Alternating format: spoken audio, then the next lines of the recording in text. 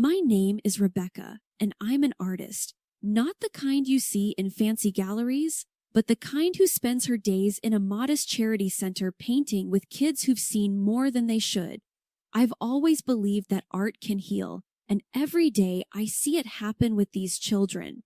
I live with my husband, Mark, a sales manager who's always chasing the next big deal, and his mother, Martha, who's never seen a reason to hold back her opinion. Our home is a constant buzz of Mark's phone calls and Martha's TV shows. It's not easy, but it's life. One evening, as I was preparing dinner, I decided to share some exciting news. Martha, I entered some of my paintings and the kids' artwork in a city contest. The prize is $100,000. Mark, scrolling through his phone, didn't even look up. That's nice, Rebecca, but let's be real. What are the chances?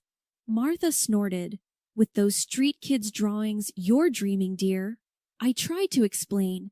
It's not just about the prize. It's about showing what these kids can do, how they express themselves. Mark cut me off. Rebecca, why don't you find a real job?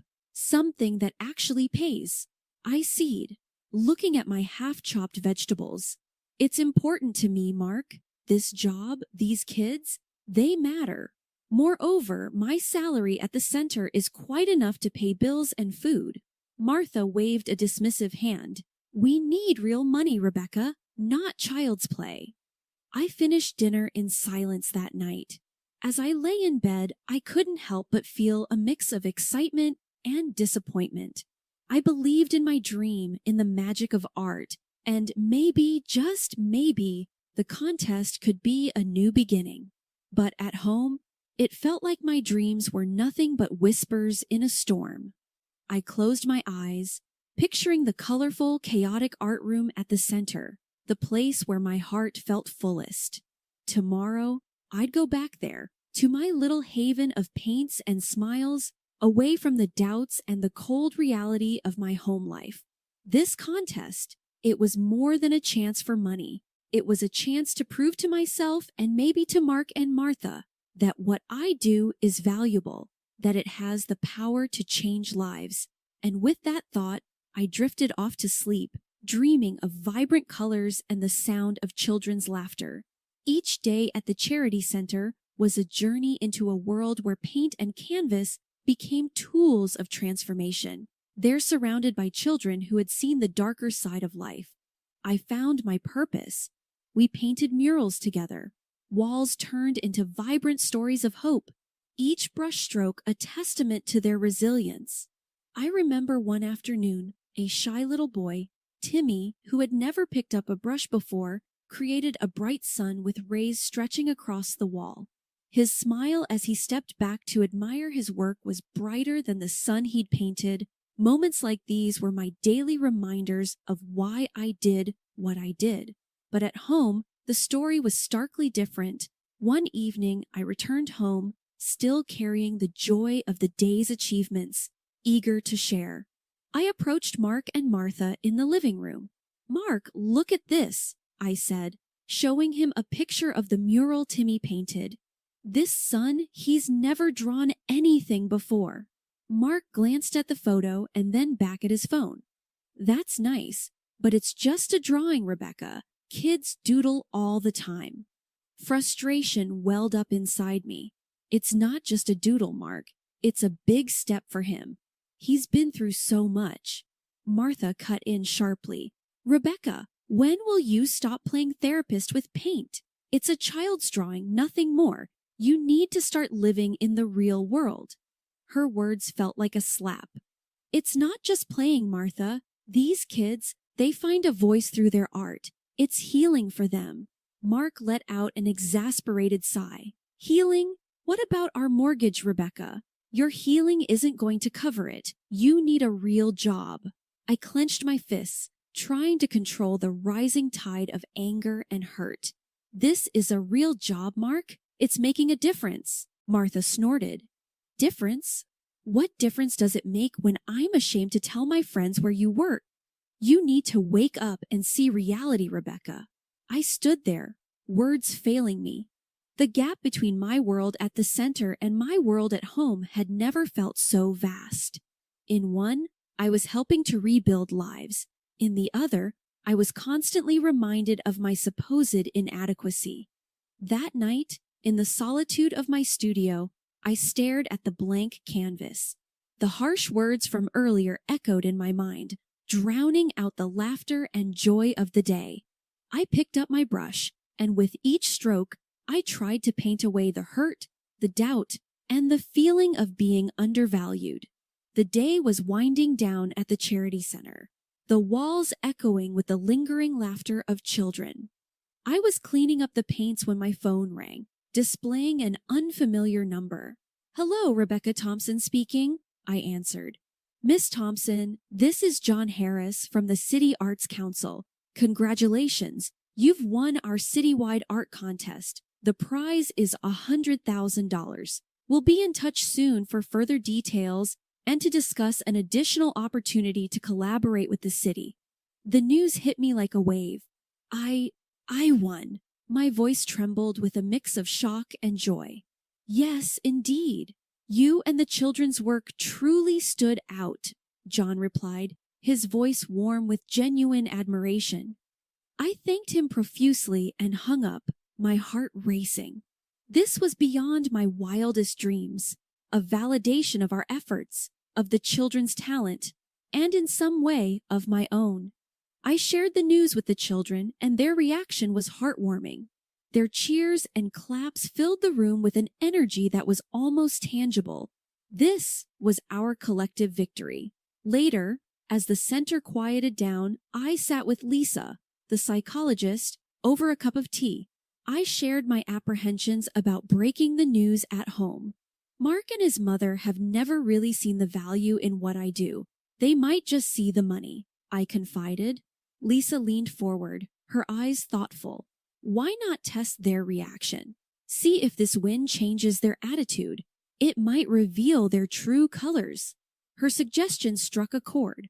At home, my work had always been trivialized, its impact constantly undermined.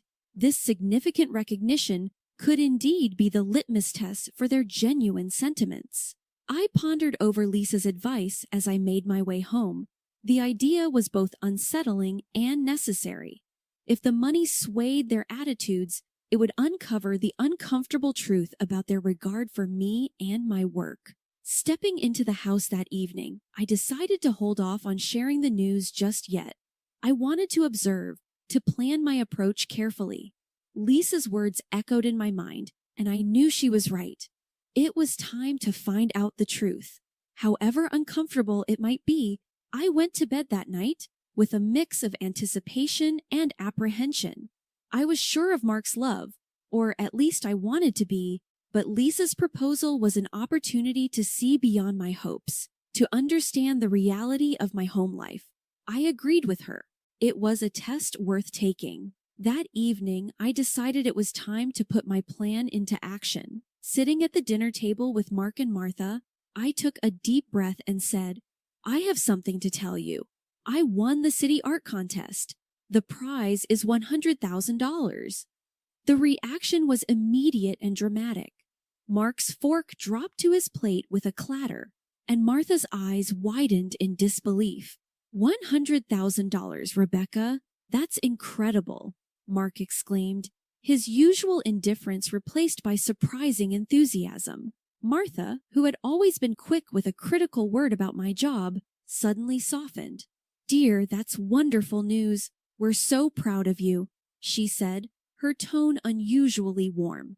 During the meal, Martha fussed over me more than she ever had, offering me the best pieces of chicken and constantly refilling my glass. Mark, too, was uncharacteristically attentive, asking about my artwork and the contest in detail. Their newfound affection was overwhelming, almost suffocating. I noticed them exchanging glances, a silent communication that I couldn't decipher. It was as if a switch had been flipped, and the usual cold, dismissive atmosphere had transformed into one of exaggerated warmth and interest. Later that evening, I stepped out of my room to get a glass of water and overheard a hushed conversation coming from the living room. Curiosity got the better of me, and I quietly moved closer. "We can finally redo the kitchen like we wanted," I heard Martha say in a hushed tone. "And get that new car. We deserve it after all," Mark added, his voice laced with greed. There was a pause before Martha spoke again. "Once we have the money, we can think about, well, Rebecca doesn't really need to stay here anymore, does she?" My heart sank as I listened. Their words were like daggers, revealing their true intentions. The affectionate dinner wasn't for me. It was for the money. They were already planning to spend my winnings on themselves and even discussing getting rid of me. I quietly retreated to my room, their words echoing in my ears. The test had revealed their true colors, and they were darker than I had imagined. I lay in bed, a mix of hurt and clarity washing over me. This was not the love and support of a family. It was opportunism, plain and simple. As I closed my eyes, the weight of their betrayal pressed heavily on my heart. The truth was out, and now I had to decide what to do with it. The morning air was tense as I sat down for breakfast with Mark and Martha. The news I was about to break would surely stir the pot, but I was determined to see it through, casually. I started. "I've decided what to do with the contest money," I announced. They both perked up, leaning in with a keen interest that had been absent before. "I'm donating the entire $100,000 to the charity center," I said, watching their faces for a reaction. The response was immediate and explosive. "What?" Mark slammed his hand on the table, his face red with anger. "Are you out of your mind, Rebecca?" Martha's voice was shrill, filled with disbelief and outrage. "You're giving away our ticket to a comfortable life, you foolish girl." I remained calm, though their words stung. "It's not our money, it's mine, and those kids need it more than we do," I asserted. Mark's voice was laced with scorn. "This is the most idiotic thing I've ever heard. You're a fool, Rebecca." Martha's anger bubbled over, her words harsh and unfiltered.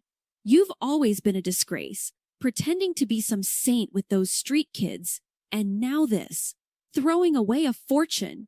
I tried to explain. "It's not throwing it away, it's helping children who have nothing." But Mark was relentless.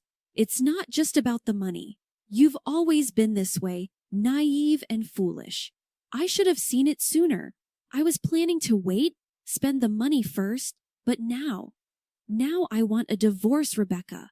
I can't be with someone who throws away opportunities like this."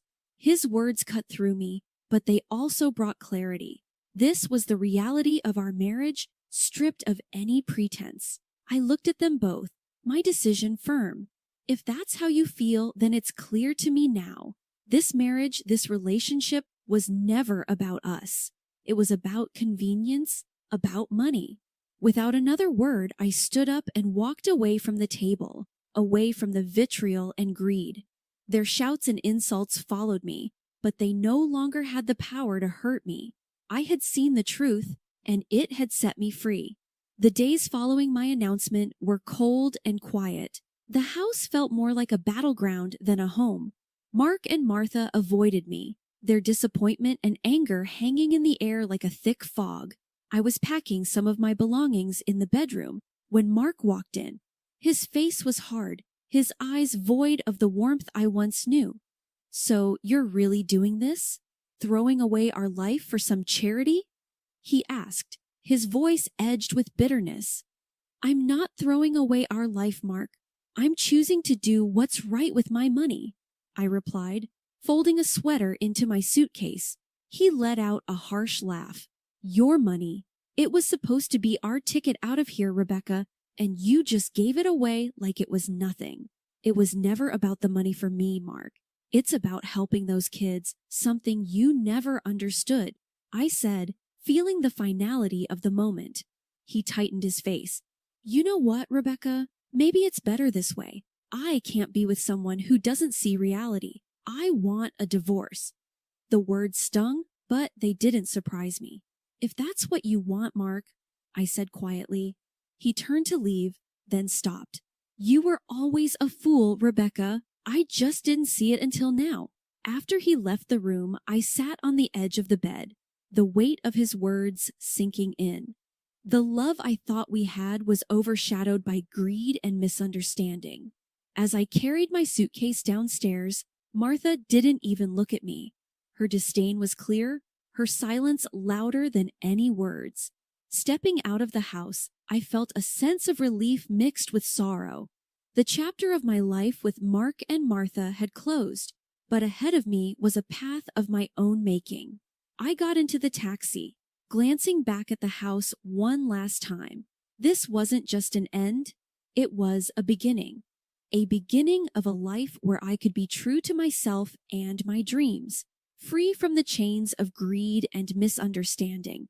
The day to sign the divorce papers arrived with a mix of relief and finality. I walked into the lawyer's office feeling a sense of purpose. Mark was there, and to my surprise, Martha accompanied him. Their presence together was a stark reminder of the life I was leaving behind. As we sat down, Martha didn't waste any time. You're making a huge mistake, Rebecca. Throwing away a marriage over some charity money, she hissed, her tone laced with disdain. And how do you plan to survive with your tiny salary? You can't even afford a decent place to live, she continued, her words sharp and biting. Mark sat silently, casting contemptuous glances at me. I listened to Martha's tirade, feeling a strange detachment. Their words no longer had the power to hurt me. Once the paperwork was done and it was time to leave, I turned to them, a smile playing on my lips. You know, I was just testing you, I said, their confused looks fueling my confidence. Testing us? Mark echoed, puzzled. Yes, I wanted to see how you'd react if I said I was donating all the money. And you both showed your true colors. Martha's face contorted in confusion. What are you saying? I'm not giving all the money to charity. That was a lie. And the city, they've given me several lucrative projects. I'm going to be just fine, I said, the satisfaction of revealing the truth making my words strong and clear. The color drained from Mark's face, and Martha's mouth hung open in shock. Their reaction was everything I had expected and more. Mark suddenly found his voice, desperation seeping through. Rebecca, please, I'm sorry. I didn't mean any of it. Can we start over? I looked at him, once my husband, now a stranger begging for a second chance. No, Mark, we can't. You showed me who you really are, and I have no desire to be with someone like that. Turning to Martha, I added, and you, Martha, should know that money isn't everything. What I do, my work, it matters more than any luxury you crave. Without another word, I walked out of the office, leaving them behind in their shock and disbelief. I walked into the sunlight, feeling lighter and more confident than I had in years. The divorce was the end of a painful chapter, but it was also the beginning of something new, a chapter where I was the author of my own story, unburdened by others' greed and deception. It was a freedom hard-earned and well-deserved. The months following my separation from Mark and Martha unfolded like a series of vibrant brushstrokes on a once blank canvas. I found myself immersed in a new rhythm of life, one that echoed with the sounds of children's laughter at the charity center and the quiet concentration of my work on city projects. My world, once confined to the expectations and criticisms of a household that didn't understand me, had expanded into a realm where my passion for art and my dedication to helping others were not just acknowledged but celebrated. I had rented a small apartment in a quaint part of town. It wasn't luxurious, but it was mine, a sanctuary where the walls were adorned with my paintings and the cheerful artwork of the children from the center. Each piece told a story, a reminder of the journey I had embarked on and the lives that had intertwined with mine. The decision to donate half of my prize money to the charity center had set a series of unexpected events in motion. The local newspapers and community blogs picked up the story. intrigued by the artist who chose charity over personal gain. My phone began ringing with inquiries and offers. Local gallery owners, once indifferent, were now eager to showcase my work. My paintings, which had been a source of solace in my darkest times, were now being admired in well-lit galleries, appreciated by people who saw in them the same hope and beauty that I did. The city projects, too, brought newfound recognition. I was commissioned to design murals for public spaces, transforming bland walls into tapestries of color and life. Each project was a new adventure, an opportunity to leave a mark on the city that had become my larger canvas. In the midst of this newfound success, I occasionally received messages from Mark. His texts, laden with apologies and pleas for a second chance, were a stark reminder of the life I had left behind.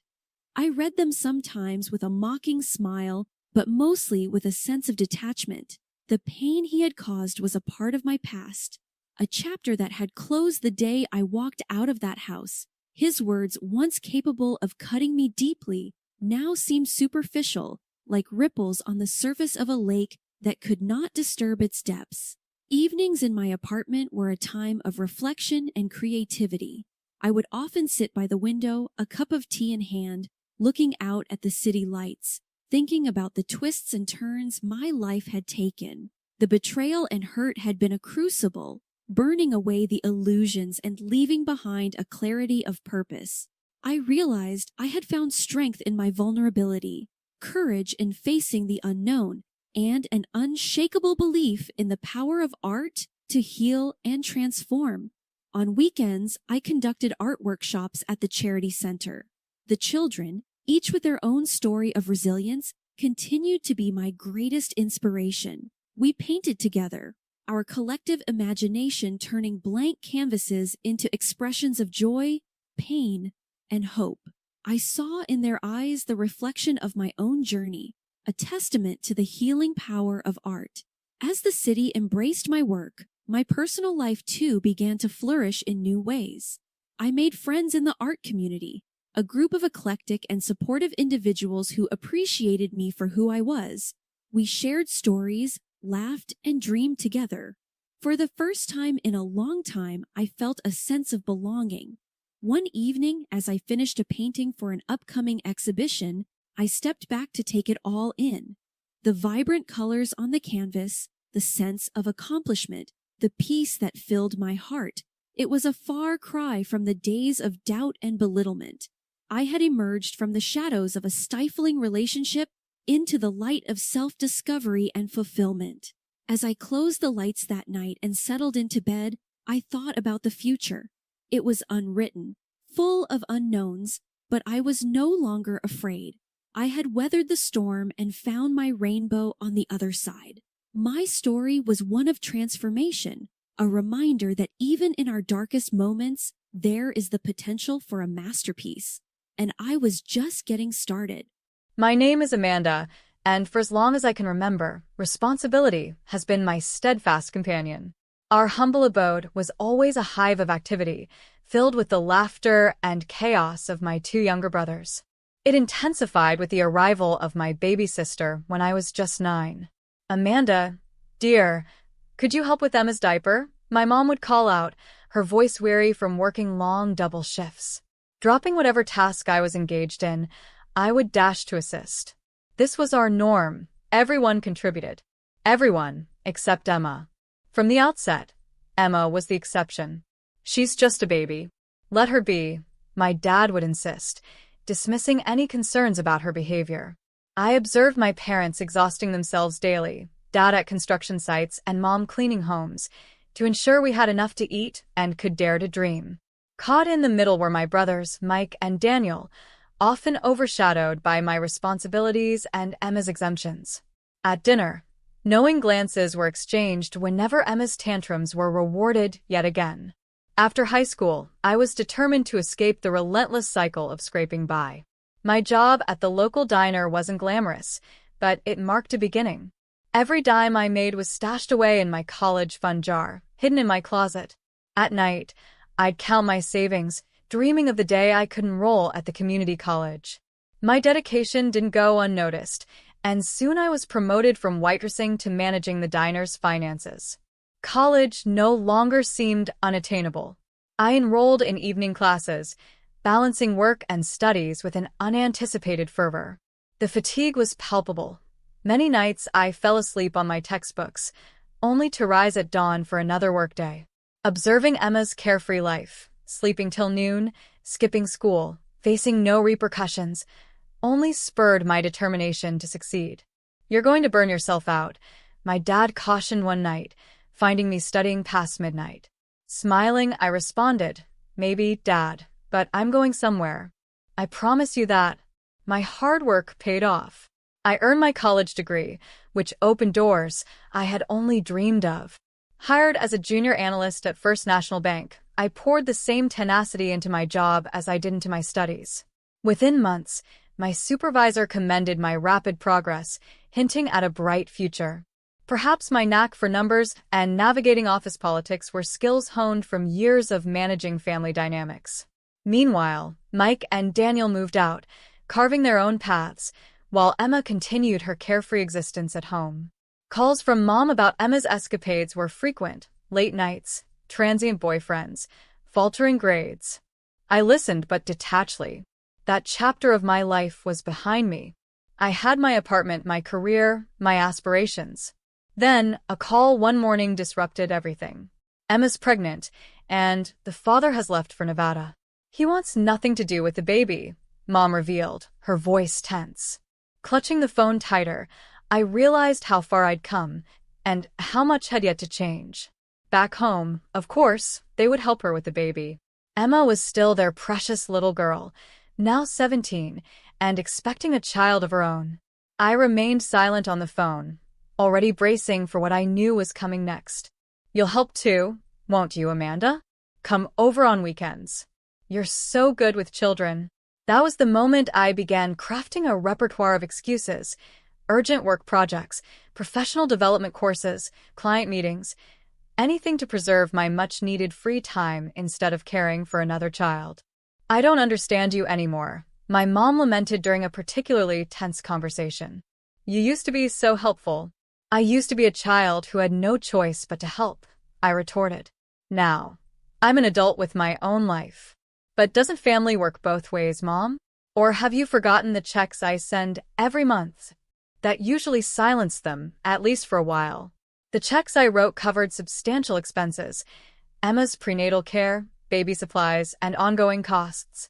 But no amount of money seemed to earn their approval. Over coffee one day, my Aunt Grace hinted at the family's whispers. "They're calling you heartless behind your back, saying you've changed, become cold." I stirred my coffee slowly, watching the cream swirl in the dark liquid. "Let them talk. They've never really understood me anyway." "You're seen as ungrateful," she continued, pressing the point. "Ungrateful for the privilege of raising their other children, for the chance to now raise their grandchild." "I've earned everything I have, Aunt Grace." "Everything." That week, my promotion to senior analyst was confirmed, bumping up my salary again. The increased checks I sent home spoke for themselves, but my boundaries remained firm. No weekend babysitting, no emergency childcare, no last-minute favors. Let them call me whatever they liked. I had spent enough of my life playing the responsible one. Between client meetings and financial reports, romance was hardly a priority, and my dating app was mostly unused. Until one rainy Tuesday night, when Blake messaged me. His profile was different. No boastful gym selfies, just a genuine smile. "I notice you work in finance," his message read. "I'm an investment advisor. Maybe we could bore each other with market talk over coffee." That coffee led to dinner, which blossomed into weekends together, evolving into 3 years of the kind of relationship I never thought I'd have time for. Blake was patient and humorous, always managing to make me laugh, even after the longest days. He mentioned during a stroll in the park, "I never thought I'd find someone who gets both compound interest and my terrible jokes." Then came the proposal, simple and sweet, in my apartment over a home-cooked meal. "I can't imagine my life without you," Blake said, presenting the ring. I said yes before he could even finish his question. Introducing Blake to my family went smoother than expected. Even Emma was on her best behavior, which felt like a minor miracle. He's wonderful, Amanda, my mom gushed after our first family dinner. And did you see how great he is with Peter? She added, referring to Emma's son, my nephew, who indeed took an instant liking to Blake. The wedding was beautiful, and married life with Blake started perfectly. He meshed with the family as if he'd always been a part of it. He played with Peter for hours, seamlessly integrating into our complex dynamics. During family visits, Blake would teach Peter how to throw a ball or build with blocks. Emma watched these moments with a strange intensity that I didn't fully grasp at the time. "He's going to be such an amazing father," she'd remark, her smile loaded with meaning as she glanced my way. "You're so lucky, Amanda." That's when the probing began, initially from my family and then from Blake himself. "Don't you think it's time?" he'd ask, observing Peter scamper around our living room. "We're not getting any younger," he added. I'd lay out my thoughts repeatedly. "We need to be completely ready. We need our own house, not this cramped apartment. We need a solid financial cushion. But we're both in stable jobs. We're doing well financially," he'd counter. "What are we waiting for?" "The right moment," I'd insist. "We agreed on having one child when we were fully prepared." He'd sigh and let the subject drop, but I could sense his disappointment. At family events, I'd catch him gazing longingly at Peter. "Your sister manages just fine," he'd occasionally remark, a hint of frustration in his voice. "My sister lives off our parents and dips into their retirement savings," I'd reply firmly. "That's not the life I want for our future child." The tension between us built slowly, almost imperceptibly, like storm clouds gathering on a bright day. You know the rain is inevitable, yet you convince yourself it's still distant. I was absorbed in climbing the next rung of my career ladder, growing our house fund, and sticking to the meticulously planned 4-year timeline. Then, one Saturday, as I was spring cleaning, which inevitably meant sorting through the perennial mess on Blake's side of the closet, I found something unsettling. A phone was hidden behind his winter sweaters. It wasn't his work phone, nor his personal phone, and it was unlocked. My hands trembled as I scrolled through the messages. The first one hit me hard. It was from Emma. "Miss you already. Can't wait till Saturday." The messages, photos, and discussions that followed were a blur of betrayal, mocking me, my career, and celebrating their deceit. The timestamps revealed a month-long affair. Then one message stopped everything. "Baby's yours. The doctor confirmed today. 10 weeks. I don't remember how I got to my parents' house. I was a whirlwind of shock and rage, clutching the phone so tightly my knuckles turned white. Emma was there, casually watching Saturday morning cartoons with Peter. I slammed the phone on the coffee table, shattering the calm. Peter was startled, and Mom quickly ushered him out. Emma, unfazed, picked up the phone and scrolled through it nonchalantly. "Oh, well, I guess you know now. You're sleeping with my husband," I exclaimed. She shrugged dismissively. "We're in love, Amanda. These things happen. And now, with a baby coming, Blake and I plan to get married. Once he stops being difficult." "Difficult?" I was incredulous. "I'm being difficult?" "Well, yes," she said, as if explaining something simple. "You never really wanted children anyway. You're too caught up in your career. Blake needs a real family." I turned to my parents, desperate for them to intervene, to denounce this betrayal. But instead, my mom sat beside Emma, comforting her. "Amanda, try to be reasonable.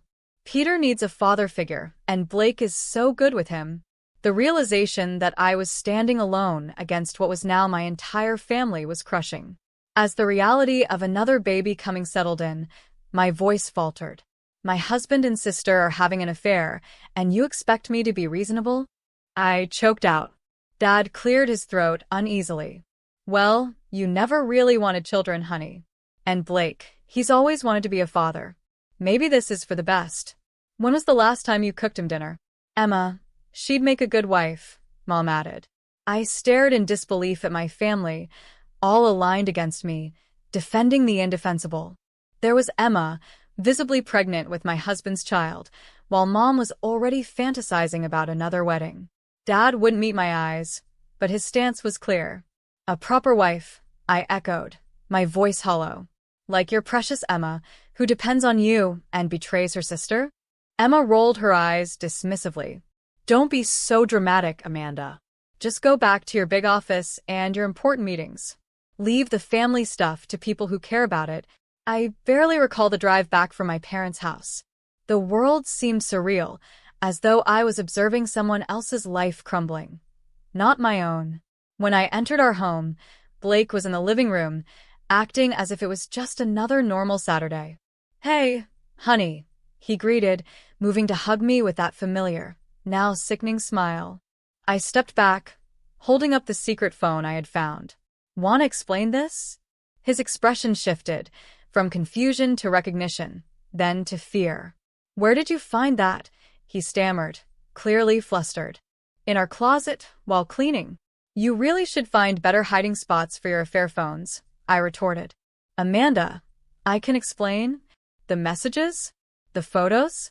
Or maybe how you got my sister pregnant? I demanded. He initially tried to deny it, but seeing the resolve in my face, he dropped the act. Fine. Yes, Emma and I are together, he snapped. What did you expect? You're never home. All you care about is work. When was the last time we had a real conversation about starting a family? So, this is my fault. I shot back. You cheated because I wanted financial security before having kids. You never wanted kids. Not really. You always had an excuse, the house, the savings, the right time. Emma wants a family. She gets what's important in life. I looked at him, this stranger with my husband's face, and felt nothing but revulsion. What's important in life is loyalty, honor, and basic human decency. But I guess those aren't important to you, or my sister. Don't act all high and mighty, he retorted. You're just angry because Emma's giving me what you wouldn't. The divorce papers were filed the next day. Having proof of the affair made the process swift. My brothers, Mike and Daniel, came to help me move out. They were the only family members who stood by me. Emma was always spoiled, Mike remarked as we packed. But this is a new low. Daniel, unable to even utter her name, declared, they're dead to me. Both of them.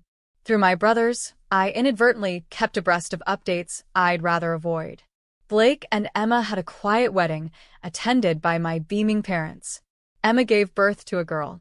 Despite everything, life moved on, but without them in mind. As they often do, he stammered, it's not. I mean, I didn't. But seeing the resolve in my face, he dropped the act. Fine. Yes, Emma and I are together, he snapped. What did you expect? You're never home. All you care about is work. When was the last time we had a real conversation about starting a family? So, this is my fault? You cheated because I wanted financial security before having kids. I shot back. You never wanted kids, not really. You always had an excuse, the house, the savings, the right time. Emma wants a family. She gets what's important in life. I looked at him, this stranger with my husband's face, and felt nothing but revulsion. What's important in life is loyalty, honor, and basic human decency. But I guess those aren't important to you, or my sister.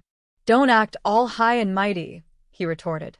You're just angry because Emma's giving me what you wouldn't. The divorce papers were filed the next day. Having proof of the affair made the process swift. My brothers, Mike and Daniel, came to help me move out. They were the only family members who stood by me. Emma was always spoiled, Mike remarked as we packed. But this is a new low. Daniel, unable to even utter her name, declared, they're dead to me. Both of them. Through my brothers, I inadvertently kept abreast of updates I'd rather avoid. Blake and Emma had a quiet wedding, attended by my beaming parents. Emma gave birth to a girl. Despite everything, life moved on, but without them in mind. They settled into a modest house in the suburbs. Peter began calling Blake Dad. Mom kept urging us to visit, clinging to the idea that we needed to be a family again. Mike shared this with me during one of our monthly dinners. She says we need to be a family again, he relayed. We are a family, Daniel responded, raising his glass. The three of us. That's enough. I nodded, thankful for the loyalty of my brothers. In a world where fidelity seems scarce, we alone recognized that some betrayals are irreparable, some bridges permanently burned, and sometimes families are healthier apart. Years of change shaped new lives for all of us. My new apartment was a loft with a view of the city skyline, complete with floor-to-ceiling windows, marble countertops, and ample space to showcase the art collection I had always dreamed of. The Mercedes parked in my reserved spot shone under the garage lights. I had achieved everything as planned. My brothers frequently visited, sharing snippets of news. Emma and Blake were floundering, having moved 4 times in 3 years, each home smaller than the last. But their struggles were no longer my concern. Then, on a Tuesday evening, a familiar number illuminated my phone screen. Amanda, Blake's voice came through, aged yet recognizable, tightening my stomach. Please don't hang up. I should have, but instead I listened. We need your help, he said, as if he had any right to ask. Emma had an accident, a compound fracture. She's had surgery, can't move, can't care for the kids, and she's pregnant again. I sat, phone pressed to my ear, wondering if this was some cruel joke. The kids need someone to pick them up from school, to watch them until I get home. Peter's struggling to manage, and with the new baby, you thought what? My voice was eerily calm. That I would help. They're your nephews, Amanda. Your family. Emma can't even get to the bathroom by herself. My family, I repeated. The sister who betrayed me with my husband? That's my family. Don't be like that, he snapped, his tone now accusatory. This isn't about us. It's about innocent children who need help. Are you too selfish to care? Too selfish. I scoffed. That's rich coming from you. We're struggling here. His voice rose. Do you know how hard it is keeping up with the expenses of children? I'm working overtime just to keep food on the table. We can't even afford a decent place to live. Meanwhile, you're living it up in your luxury condo with your fancy car. So this is about money? I countered sharply. Not all of us can just focus on our careers, he retorted bitterly. Some of us have real responsibilities. Must be nice, I replied coldly. Having the family you stole and no way to support them. Sounds like a real dream come true. The kids need parents who didn't build their lives on betrayal. Goodbye, Blake. I hung up mid-protest and blocked his number before he could call again. My mother's number flashing on my phone was almost as unwelcome. I answered anyway, out of some lingering habit. Amanda, Mom began, with that tone she used when she wanted something. We need to talk about Emma. She needs help. Blake called you, didn't he? As I paced my living room, her voice came through the phone, strained and pleading. He told you about her leg, didn't he? Yes, he did. And I told him what I'm telling you. Not my problem. How can you be so cold? She's your sister, and she's struggling with 3 kids, soon to be 4. The sister who slept with my husband? That sister? I replied, my voice icy. Mom sighed heavily. That was years ago, Amanda. You need to move past it. We're family. Funny how family only matters when you need something from me, I countered. Her silence was telling. We've helped her as much as we can, Mom's voice cracked. But she keeps asking for more, money for the kids, the rent, everything. We've gone through all our savings. Your father and we can't keep this up. I couldn't suppress a bitter laugh. So the golden child is finally becoming too expensive to maintain? Don't be cruel, she said. She's never learned to. To what? Work? Support herself? Take responsibility for her actions? I cut her off. Her voice faltered. We did our best. No, I snapped. You did your easiest. And now you're calling me because the monster you created is too expensive to feed. I wonder why that is, I said coldly. She just keeps having babies, Mom blurted out, frustration seeping through. She won't look for a job, says she's too busy with the children, but she's always asking for money. Always needing something? Sounds exactly like the person you raised her to be, I replied icily. The princess who never had to face consequences. You have no right to speak to me like that. Mom's voice rose sharply.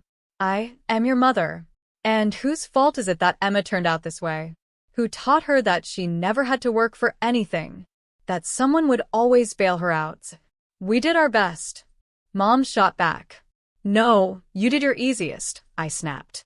And now you're calling me because the monster you created is too expensive to feed. You have a duty to help your family. Mom was shouting now. After everything we've done for you.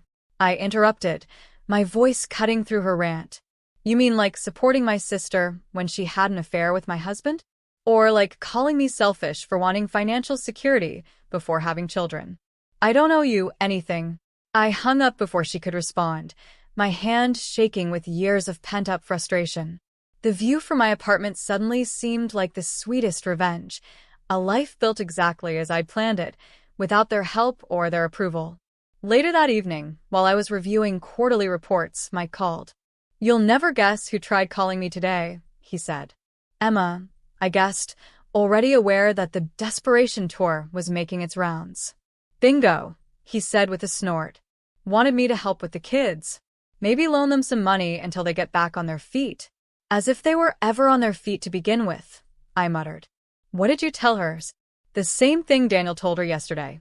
Some betrayals can't be undone, Mike replied. What she did to you wasn't just cheating. It was destroying a family. She started crying, saying we were being cruel, that family should help family. He paused for effect. I reminded her she didn't seem too concerned about family when she was sleeping with your husband. How did she take that? About as well as you'd expect. Started screaming about how we're all against her, how nobody understands how hard her life is, he said, chuckling darkly. Guess karma finally caught up with her? 3 weeks later, Daniel brought the news I'd been expecting. They've moved in with Mom and Dad, he said. Emma, Blake, the kids, all under one roof. The family saga continued, just without me. With a new baby on the way, Dad was turning his workshop into an extra bedroom. Mom and Dad, who had been looking forward to a tranquil retirement, were now on full-time babysitting and financial support duty while Emma recuperated. Mom kept an eye on the kids, though from what I heard, she mostly scrolled through her phone all day. Dad was even tapping into his pension to help cover their expenses. Yesterday, Mom dropped by my place. She seemed worried and asked if I could help them out since they were feeling overwhelmed. I wasn't surprised to hear this. The following day, she showed up unannounced at my door. I hardly recognized her. She seemed visibly older and exhausted, beyond just the physical. Before she could respond to her plea, I stopped her. Listen, you've made your decisions, I told her firmly. You chose to indulge Emma, even when she hurt me. You allowed them to move in. These were your choices. Now you have to live with them. If you show up here again, I will call the police. Are we clear? She tried to speak, but I didn't let her continue. Remember, this is the bed you made, I added. Then, I shut the door on her, blocking her number, the last family contact I had, except for my brothers. That evening, I had dinner with Tony, whom I'd been seeing for a few months. He knew all about the family troubles and had always been supportive without pressing me. After I shared the latest happenings, he reached out and held my hand. Family isn't just about blood relations, he reminded me gently. Sometimes it's about the people you choose. I felt reassured as I thought of the support from my brothers and Tony. I mentioned to Tony that my brothers were visiting over the weekend and invited him to join. His smile was all the confirmation I needed.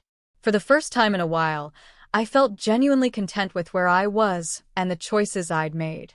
The chaos at my parents' house was no longer my burden. I was focused on living my life, building my own family, and safeguarding my happiness. I had no idea how close I was to disappearing.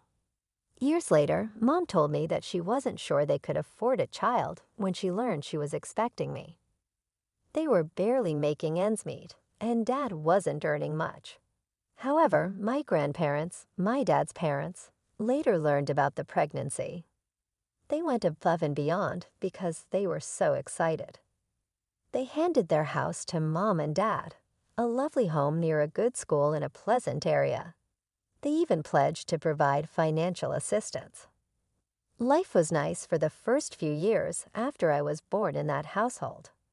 When Mom was at work, Grandma and Grandpa were there to pick me up and look after me. When Mom wasn't looking, they would tell me tales, take me to the park, and give me goodies. They would come get me every day when I began school at age 5.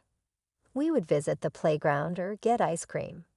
I had some of my best moments during that period. Then, however, everything was different. I have vivid memories of that evening. The shouting woke me up when I should have been asleep. Dad and Mom were fighting like crazy. While I was unable to understand what they were saying, I could catch phrases like betrayal and how could you. When the front door slammed, I heard it. I caught a glimpse of Dad limping to his car through my window. He had a bottle in his hand. It turned out to be whiskey. Tires screaming, I watched him drive away. My dad wasn't alive when I last saw him. 2 policemen knocked on our house early the next morning. When they informed Mom that Dad had been in an accident, Mom fell apart. He had driven off the road after losing control of the vehicle. He failed to show up. The funeral went by quickly. I recall clutching Mom's hand while I tried to figure out why everyone was sobbing and why Dad was in a box. Grandma and Grandpa were there, embracing me firmly, tears streaming down their faces. However, things quickly altered following the funeral. Mom recovered too soon, it seemed. She found a new boyfriend in a matter of months. They were married and Mom was expecting again before I knew it. Mom informed me, "You're going to have a little sister, Carol, with a gleam in her eyes." Isn't that exciting? Uncertain of how to feel, I nodded. I missed Dad, and everything was changing so quickly. Grandma and Grandpa were also missed. I had no idea why they stopped coming around. "Mom, why don't Grandma and Grandpa visit anymore?" One day I inquired. Mom's expression grew stern. "Caroline, they no longer want anything to do with us. I've created a new family, therefore they left us." Her expression then softened. "At least they helped pay for your schooling and left us the house. We should be grateful for it." A few months after Mom's second marriage, my younger sister came. Even as a little child, I recall Mom stating that she was born early, but I didn't feel comfortable with that explanation. However, I was too distracted by the abrupt changes in my life to give it any thought. Mom continued to work as a salesperson, and my new stepfather, Frank, was a driver. Although we were far from wealthy, I was informed that we always had enough for the necessities. It was obvious that I was not very popular with Frank. Every time I talked, he would tighten his jaw and look at me across the dining table. He would yell at Mom, "Can't you keep that kid quiet? I'm trying to eat in peace here." His mother would rush to appease him. "Why don't you go to your room, Carol, honey?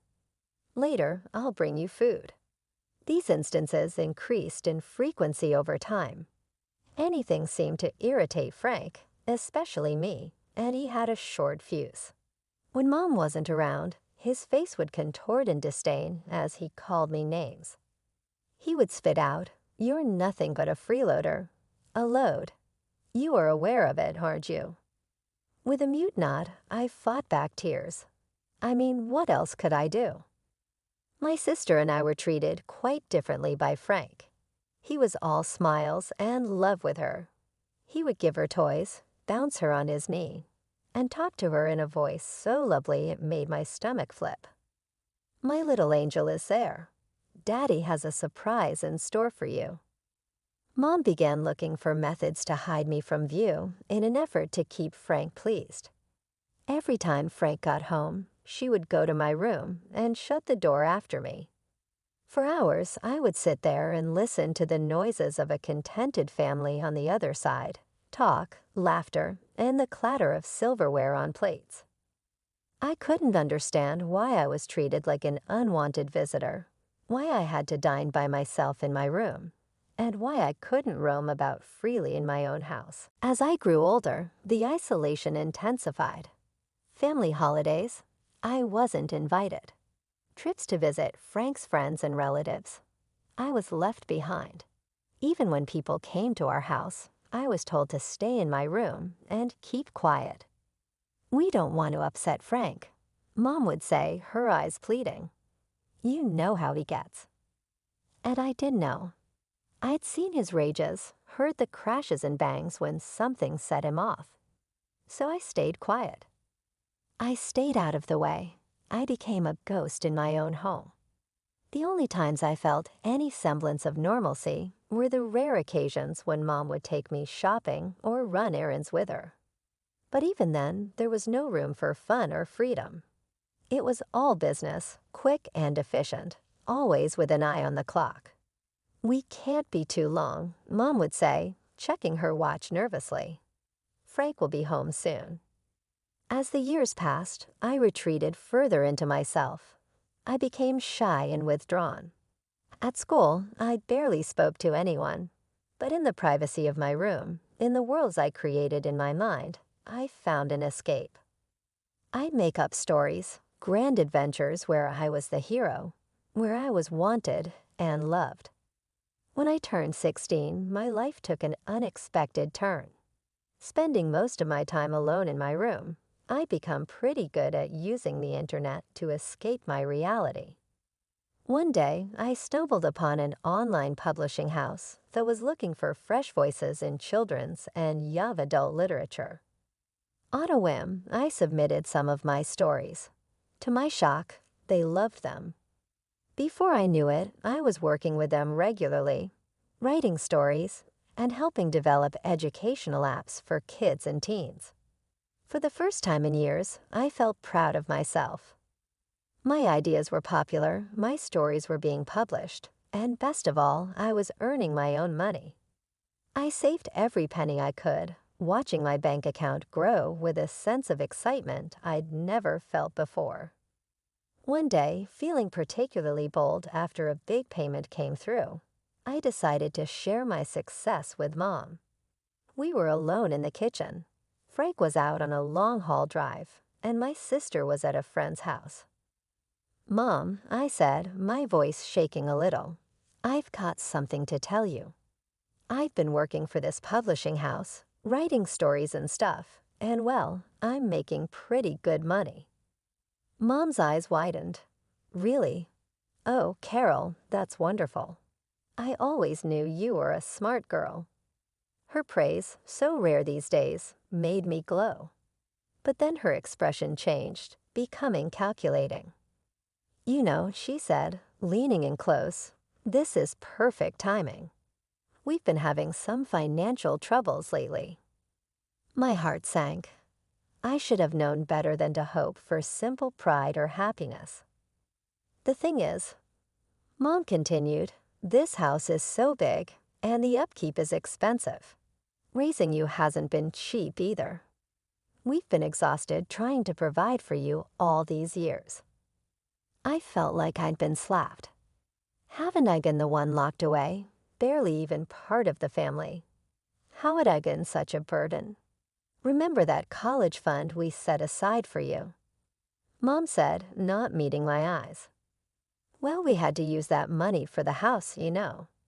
But now that you're earning your own money, you can support yourself, right?" I nodded numbly, not trusting myself to speak. "That's my girl," Mom said, patting my hand. "Oh, and one more thing. Frank and I have been talking, and we think it's best if you move out after you graduate. We're planning to renovate your room for your sister. She needs more space, you understand." I stared at her, unable to believe what I was hearing. "Move out? But where will I go?" Mom shrugged, already turning away. "You're a smart girl, Carol. I'm sure you'll figure it out. You've got some savings now, right?" As she walked out of the kitchen, leaving me alone, the full weight of her words hit me. I was being kicked out. The money I thought would be my ticket to college was gone, and my own mother didn't seem to care where I ended up. The months leading up to graduation were a blur of anxiety and desperate planning. I threw myself into my schoolwork during the day, determined to at least finish high school strong. At night, I worked tirelessly on my writing projects, trying to save every penny I could. But no matter how I crunched the numbers, it wasn't enough. College tuition, living expenses, books. It all added up to way more than I had or could hope to earn. In time, the realization that my dreams of higher education were slipping away hit me hard. I tried to talk to Mom about it once, hoping against hope that she'd have a change of heart. "Mom, I've been looking at college costs, and I don't think I can." She cut me off before I could finish. "Carol, we've been over this. You're on your own now. You'll figure it out." The day of graduation came and went. I should have felt proud and accomplished. Instead, I felt numb. The next morning, Mom appeared in my doorway with a couple of cardboard boxes. "Time to pack up, Carol," she said, her tone eerily cheerful. "Your sister's so excited about her new room." I packed my life into those boxes, fighting back tears. When I was done, Mom helped me carry them to the front door. As I stood on the porch, my meager possessions at my feet, Mom gave me a quick, awkward hug.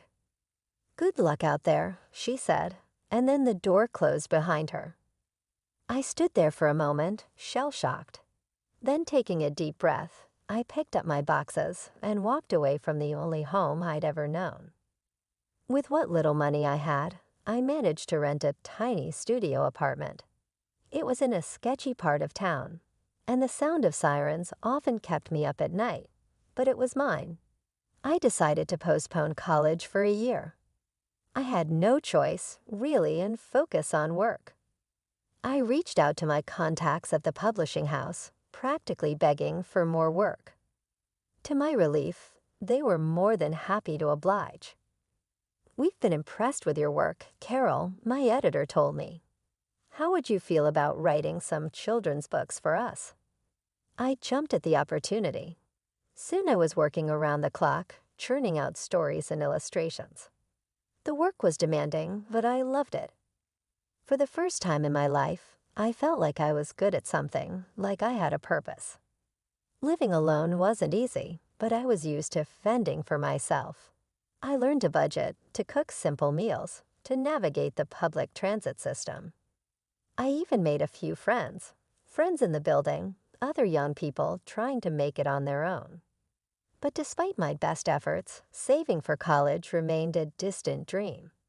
Every time I thought I was getting ahead, some new expense would crop up. A plumbing emergency in my apartment, a laptop repair, a trip to the doctor when I caught a nasty flu. Each setback ate into my savings.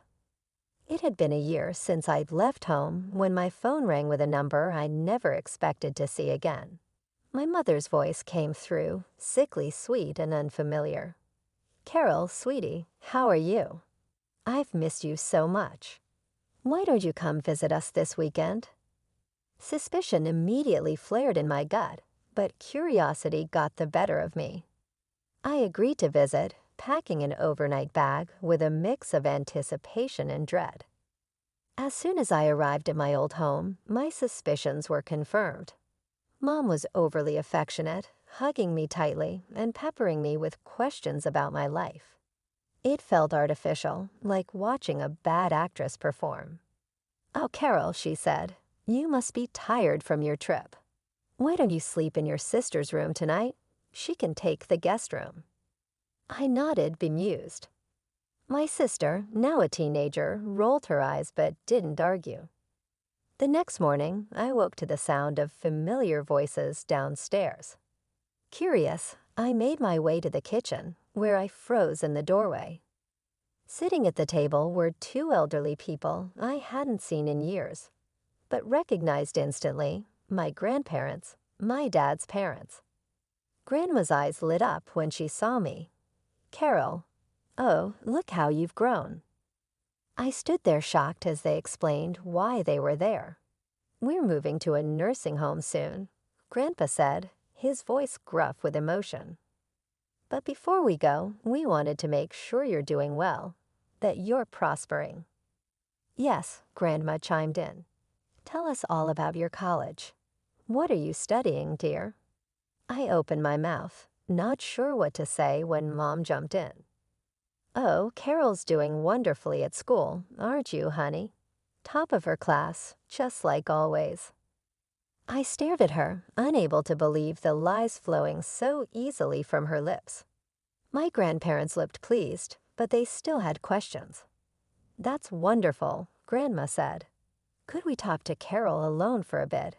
We'd love to catch up." A flash of panic crossed Mom's face. "Oh, I don't think that's necessary. Carol's quite busy, aren't you, dear? In fact, we should probably wrap this up soon." She quickly steered the conversation to other topics, barely letting me get a word in. As the visit came to an end, I felt a gentle touch on my arm. Grandma pressed something into my hand, a business card. As soon as my grandparents left, the change in Mom was immediate. Her smile vanished, replaced by a cold, indifferent expression I knew all too well. "Well, that's done," she said, clearing the table briskly. "You should probably head home now, Carol.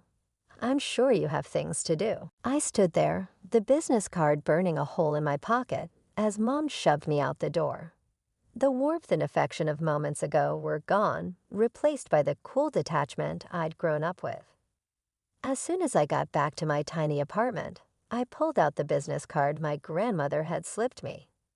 With trembling fingers, I dialed the number, my heart pounding in my chest. "Hello." My grandmother's voice came through, warm and familiar despite the years. "Grandma, it's Carol," I said, my voice barely above a whisper. We talked for a while, her voice filled with a mixture of joy and concern. Before I knew it, we'd arranged for her and Grandpa to visit me the next day. I gave them my apartment address, feeling a strange mix of excitement and anxiety. As soon as I hung up, I threw myself into a cleaning frenzy. My small studio apartment wasn't much, but I was determined to make it as welcoming as possible. I scrubbed every surface, organized my mere belongings, and even managed to find a vase for some fresh flowers I picked up from the corner store. That night, I barely slept. Instead, I spent hours in the tiny kitchenette preparing lunch for tomorrow. I even decided to bake Grandma's favorite cookies, snickerdoodles, using a recipe I'd found online. Morning came too quickly. I was just pulling the last batch of cookies from the oven when there was a knock at the door.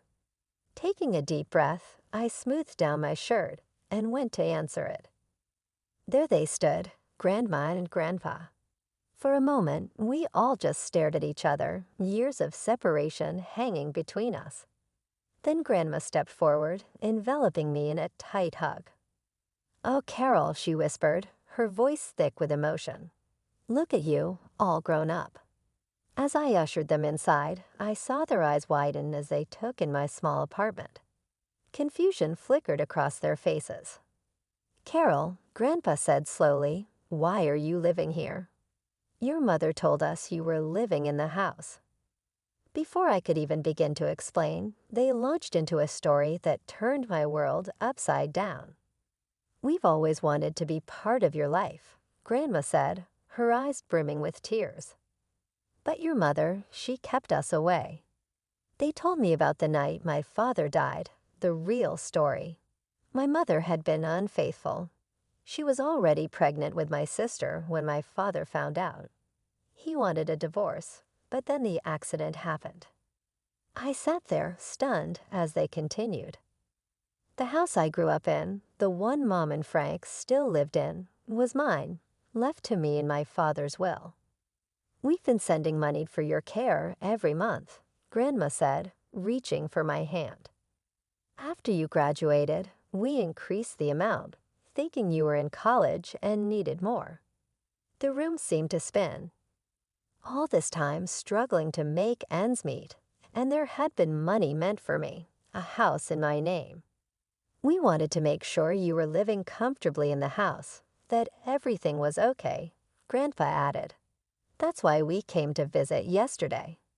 As I sat there, staring at my grandparents in disbelief, the weight of their words slowly sank in. I felt a surge of emotions: anger, betrayal, and a deep aching sadness for the childhood I never had. I don't understand, I stammered. All this time there was money for me, a house in my name. Grandma squeezed my hand tightly. Tell us everything, Carol. We need to know what really happened. And so I did. I told them about my lonely childhood, confined to my room like a dirty secret. I spoke of Frank's hostility, of always feeling like a burden. I explained how the money for college had been taken away, how I'd been kicked out with nothing but a few boxes of belongings. I've been working nonstop, I said, my voice cracking.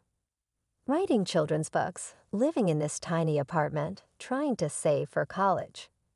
I never knew about any maintenance money. As I spoke, I watched my grandparents' expressions change from shock to fury. Grandpa's face turned red, his hands clenching into fists. This is unacceptable, he growled. What your mother has done, it's theft. It's abuse. We're going to make this right, Carol. I promise you that. True to their word, my grandparents sprang into action. They hired a lawyer, one of the best in the city. Over the next few weeks, I watched in awe as they fought tirelessly on my behalf. The court case was brutal. Mom and Frank tried to paint me as a rebellious, ungrateful child who had run away, but the evidence was overwhelming. Bank statements showed years of diverted funds. Neighbors testified about my isolation. In the end, justice prevailed.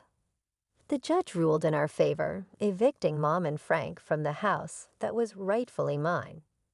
The back payments of maintenance money were ordered to be paid to me in full. As we left the courthouse, I felt a mix of vindication and sadness. Yes, I had won, but at what cost? The family I had known, dysfunctional as it was gone forever. But I had a new family now. Grandma and Grandpa were determined to make up for lost time. They helped me move into my house, a concept I was still struggling to grasp. They gave me money for tuition and sat with me for hours, helping me choose the right college. I decided on a school close to the nursing home where they were moving. It felt right being near them after all these years apart. For a while, everything seemed perfect. I visited Grandma and Grandpa often, soaking up their love and wisdom. We'd play cards, watch old movies, and talk for hours. They told me stories about my dad, filling in the blanks of my own history. But life, I was learning, had a cruel way of giving with one hand and taking with the other. Just as I was settling into my new life, reveling in the love of my grandparents, tragedy struck. Grandpa went first, a heart attack, quick and unexpected. Grandma followed barely 2 months later. The doctor said it was natural causes, but I knew the truth. She'd lost her will to live without him. Once again, I found myself alone. The grief was overwhelming. I'd only just found them, only just started to heal the wounds of my past, and now they were gone. I threw myself into my studies, trying to distract myself from the pain, but every empty holiday, every milestone I couldn't share with them was a fresh wound. Years passed, and life took on a rhythm I never thought possible.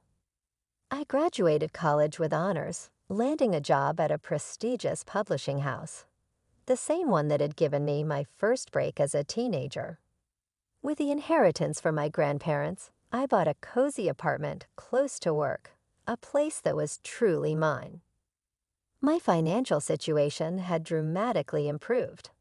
I rented out my grandparents' house, my childhood home, providing a steady stream of additional income. For the first time in my life, I felt secure, stable, and most importantly, happy. I had friends, a fulfilling career, and a sense of peace I'd never known before. But life has a way of throwing curveballs when you least expect them. One Sunday afternoon, my phone rang. The number wasn't saved in my contacts, but I recognized it instantly, my mother's. With a mix of curiosity and dread, I answered. Carol, her voice was sickly sweet, dripping with false affection. Sweetie, how are you? She broke into a sob tale before I could reply. After her husband left her, my sister became pregnant. Mom, Frank, and my sister were all living together in a little rented apartment. Mom moaned, there is nowhere for us to go. I was wondering if we could possibly stay at your house, the one you grew up in, until we get back on our feet. She would alternate between pleading and sobbing, and I listened in startled silence as her voice took on that deceptive tone I was all too familiar with from my early years. Carol, please, she begged. We are related. We need your assistance.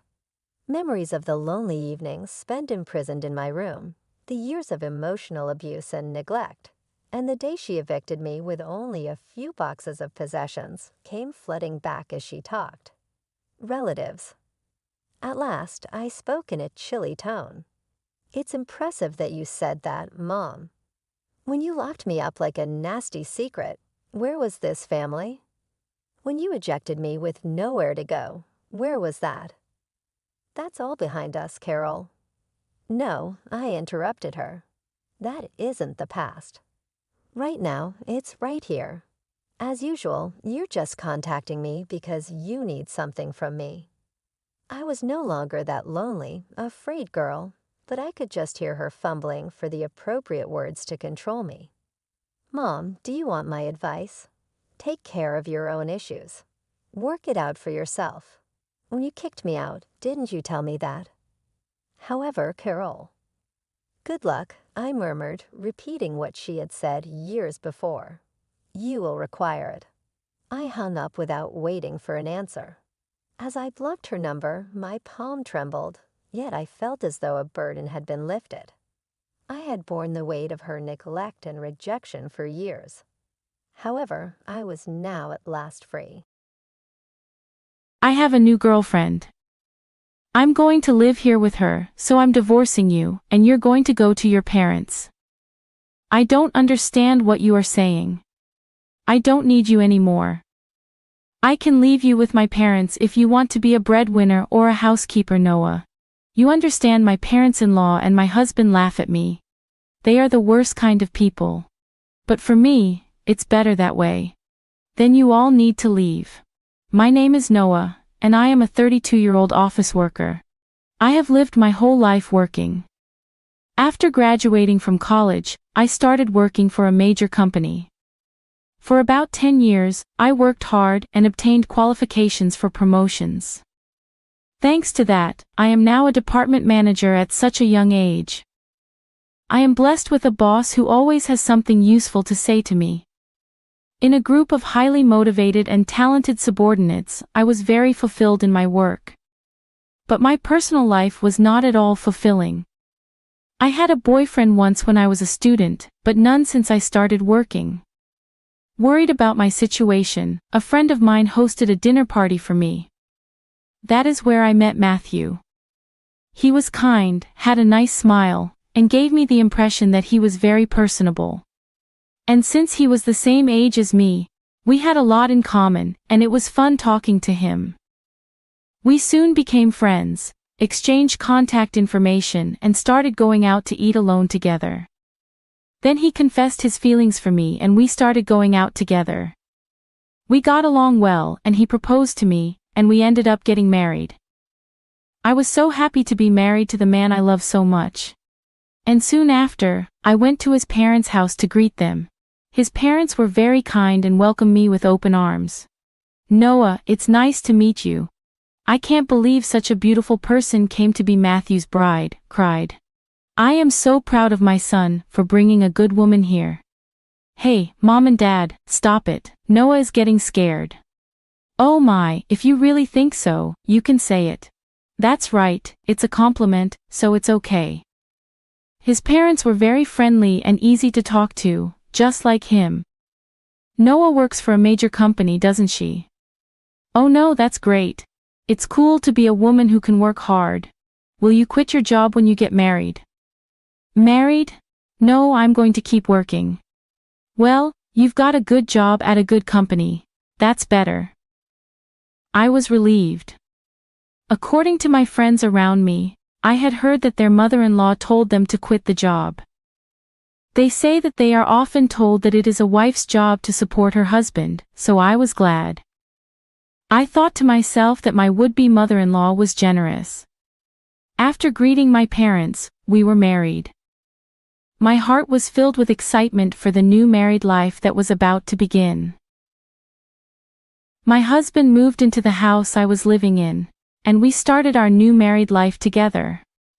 I'm very happy to be newlyweds with my husband, whom I love very much. I'm happy to be able to be at home with him all the time, and I'm also happy to have him home when I come home from work. 6 months into our life together, my husband said he had something he wanted to discuss with me. If you don't mind, I'd like you to live with my father and mother. What do you mean live together? Yes, they are getting old, and I am worried about many things. I see. I can certainly understand how my husband feels. My parents are about the same age as my husband's parents. But my brother and his wife are currently living with them, so I have nothing to worry about. However, my husband is an only child, so it is understandable that he is concerned about his parents. Does this mean we are living with my in-laws? Yes, it would. But do they have a room available for us? They use every room for some reason or another. About that, if you like, I think it would be a good idea to renovate my parents' house and make it a 2-family house. 2 families? Yes, if we do that, it will be much cheaper than buying a new house. We can live in a beautiful and spacious house while still maintaining our privacy. Right, I see. I thought it was indeed an attractive proposal. My in-laws are very kind people, and we won't be together all the time. If we live in 2 houses, it would be less stressful. Yes, that's fine. Really, thank you. My mom and dad will be so happy. I was happy to see my husband so happy. Later, my in-laws came to visit us, and both of them were very grateful. I even thought that with such a kind and cheerful family, I wouldn't mind having 2 households. Soon after that, my husband and I discussed remodeling my in-laws' house. The cost would be around $100,000. But as we were discussing it, my husband made a surprising remark. Actually, I have a favor to ask you. Can you pay for the remodeling? What do you mean the full amount? My husband looked very uncomfortable. Actually, we are in debt. I was surprised. Neither my husband nor my parents-in-law had ever said anything like that when we were dating or when we got married. How much debt do they have? About $150,000. I thought it would be a few tens of thousands of dollars, but I was surprised at the amount of money, and I ended up shouting out loud. It wasn't so bad at first, but it gradually grew, and even if I tried to pay it back, I couldn't. My parents are already living on a pension. I can't pay them back as much as I'd like, and the debt is getting bigger and bigger. I see. I could not hide my surprise and upset at the sudden and shocking revelation. I had no idea that my parents-in-law owed me such a large sum of money. Noah, I need a favor. Will you help me pay off my father and father-in-law's debt? They can't afford it anymore, and I don't make a very good salary either. Then isn't it going to be tough to renovate the house and live together as 2 families? No, that's important. So let's go ahead as planned. You have asked me to pay for the remodeling and your father's debt. I'm on the hook for $250,000. I know. I'm talking about difficult things, but I want to take care of my life with Noah, and I want to protect my mom and dad. It's because I love both my parents and Noah, I'm sorry I'm being greedy, but if you really love me, please help me. I'll pay you back little by little. I was very distressed. My husband and my in-laws had no one to turn to but me, and I knew that my husband really loved me. But at that time, I was completely deceived by my husband's words. Love is blind, I think, and that is exactly what it is. Okay, I'll pay for it. I agreed to do so. Then my husband said, "Thank you so much," and he shook my hand and thanked me very much. He told my parents-in-law, and later they came to our house and apologized to me. My mother-in-law even shed tears of joy. I have to do my best from now on. I had to take over my in-laws' debt, and I was determined to do it. However, although I had some savings, I was afraid to pay it all at once. So for now, I decided to pay about $330,000 from my savings and then pay the rest in installments. My in-laws joined us and we talked about repayment. I explained to my in-laws about the installments I had just made. They said that I could do whatever I wanted. Then why don't you transfer the money directly to the account for debt repayment? We're not very good at managing money, and I'm a little afraid to transfer a lot of money. When my husband said this, my parents-in-law nodded. Indeed, it would be time-consuming for me to transfer the money to my parents-in-law's account, and then for them to transfer it to their repayment account. And since it was a large sum, I would not like it if the money was not transferred in the middle of the process. So I agreed to that. Once the conversation was settled, my parents-in-law looked very relieved. Now we don't have to be afraid of the monthly debt collection. That has been really scary. Dad and Mom, you should thank Noah properly. Well, I can't tell you how many times I thanked you. I can't thank you enough. Thank you so much. I'm so glad Noah came to be his wife. No, I was happy that my in-laws were happy. However, I felt a little uncomfortable because I thought that they might think of me as a money spinner. When they said those last words, I felt a little bad. But I wanted to take care of my beloved husband's family. With that in mind, I began to make payments. And at the same time, we remodeled our house and completed our two-family home. We started living together in a beautiful and spacious house. My parents-in-law were very happy. And my husband's eyes lit up at the new house. I too enjoyed cooking with the new system kitchen. And I was glad to have the remodeling done. It is more convenient and closer to work here. If commuting time is shortened, that gives me more time to spare. I can also make good use of that free time to study. I was spending my days working hard to pay off my debt. However, there was something that bothered me a little. That is, my husband did not help me pay off the debt at all. When I told him about my parents-in-law's debt, he said he would help me pay it off. And yet, he has shown absolutely no sign of paying for it out of his own paycheck. When I mentioned this to him before, he told me that his salary was not enough at all to make the payment. I asked my husband what his take-home pay was and asked him to show me his pay stubs, but he stubbornly refused. So I don't know how much he earns, but he has to repay his debts. I worked hard for about a year to pay off the debt. At that time, my parents-in-law asked me how much money I had left to repay. If it's been a year, well, you haven't lost that much. Yeah, at most, you'd be paying back about $100,000 to $155,000. Well, just to give you an idea, we paid back about $30,000 this year, so the remainder is roughly $90,000. When I said this, my parents-in-law were extremely surprised. What? You paid back that much, Noah? That's amazing. At that pace, you will finish paying back the loan in about 3 years. If I work hard, I'll be able to pay it off. Thank you so much. My parents-in-law were crying and happy. I thought that if my husband's parents were happy like this, it was worth all the hard work.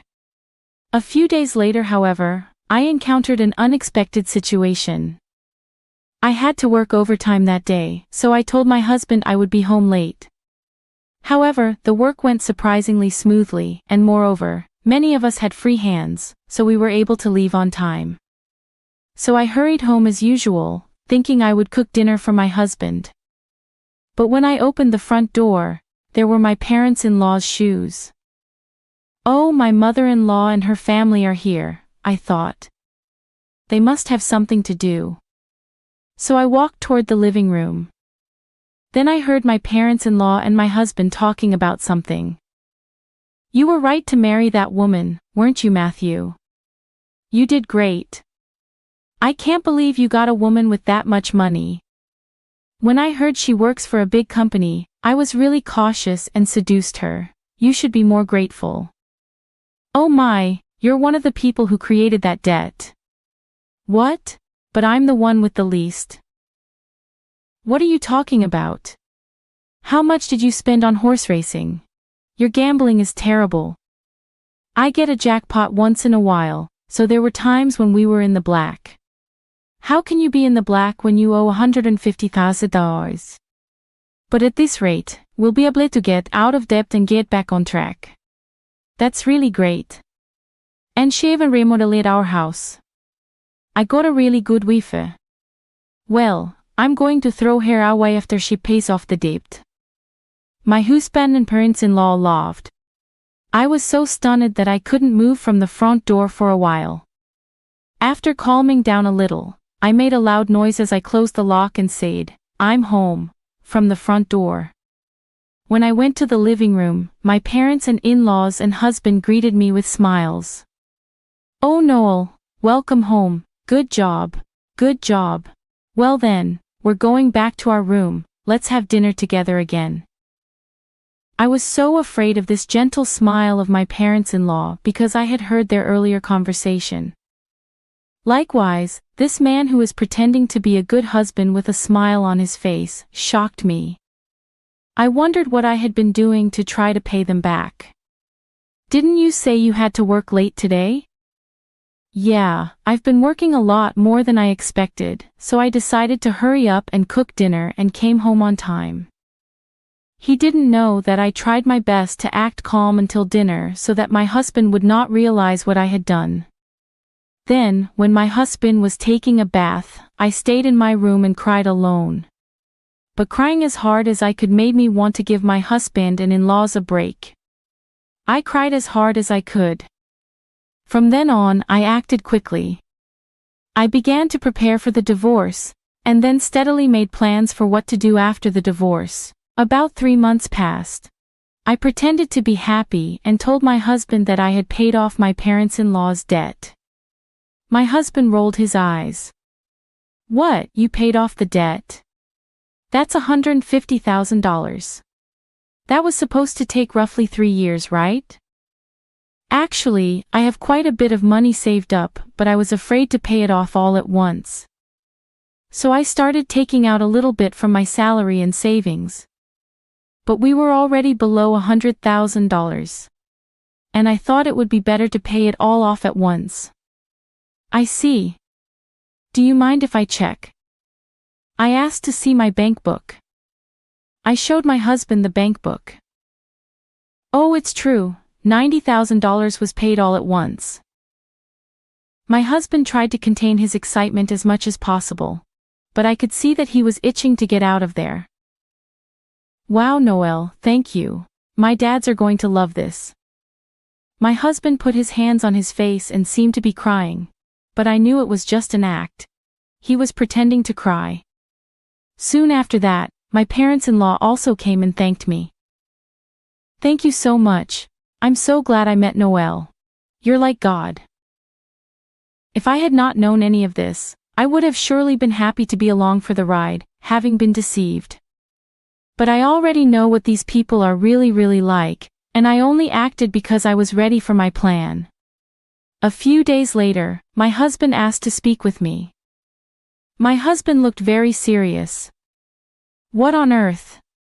"I'm sorry, Noel, but you have to leave me." "What? What do you mean?" I acted surprised on purpose. "I have a new girlfriend." "What? I'm going to live here with her, so I'm divorcing you and you're going to my parents' place. I was really taken aback by Matthew's unexpected statement. I knew from eavesdropping on our earlier conversation that my husband would leave me when he finished paying his debts. However, I did not expect him to openly declare his infidelity. What did he mean by having me go to his in-laws after he left me?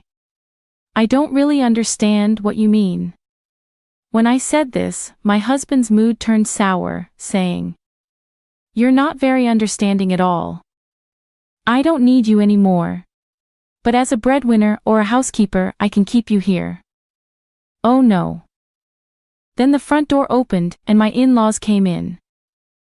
"Matthew, did you finally tell her?" "Yeah, I told her. I wish I could have been there for that moment." "Oh, that's how it is. You can come to her house if you do the chores for us. Of course we'll charge you rent though." My parents-in-law and my husband laughed at me.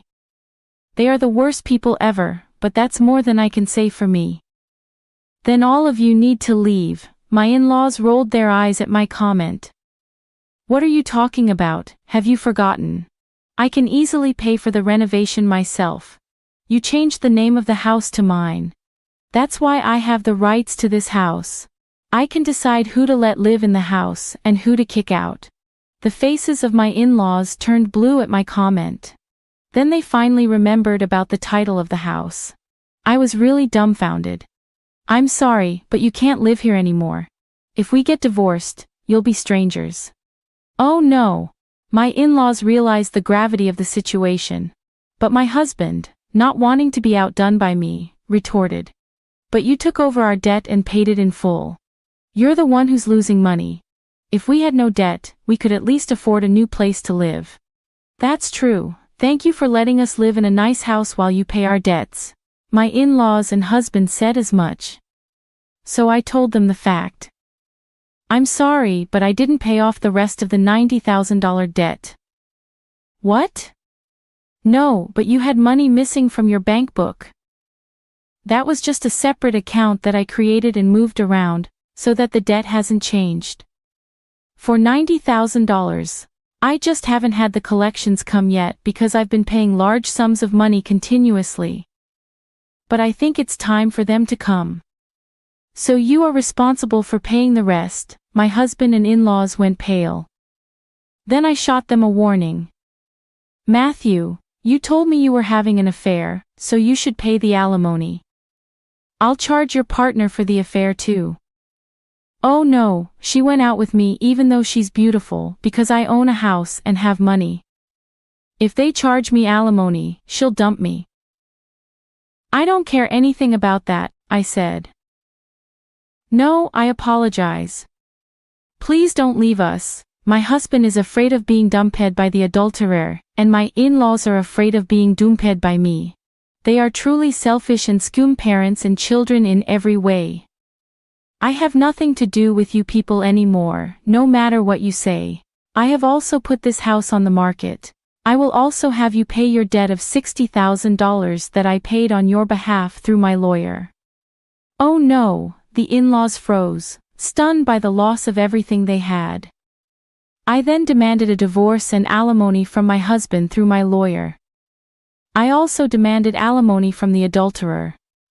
I demanded $60,000 from my in-laws for what I had paid them. Actually, that renovated in-law house sold for about $200,000. It was in a good location, and there was a family that was just looking for a duplex, so we got a good price. They were able to buy it, so I had to pay $160,000, which included the $60,000 I owed on the debt and $100,000 for the renovation. I have paid $160,000 but gained $40,000 as a result. In addition, I also get alimony from my ex-husband and the affair partner, which is a very positive situation. On top of that, I was able to get a small payment of $60,000 from my ex-parents-in-law. I am the one who is getting the most out of this situation. I think this is a reasonable request because the damage I have suffered was so bad that I distrusted people. As for me having that much savings to begin with, I was trying to learn how to invest so that I could pay off my in-laws' debts as quickly as possible. And since I had quite a lot of savings to begin with, I put a few tens of thousands of dollars or so into investments. I found that my assets had grown quite a bit in about a year. Plus I had gotten a raise, so I was getting paid quite well.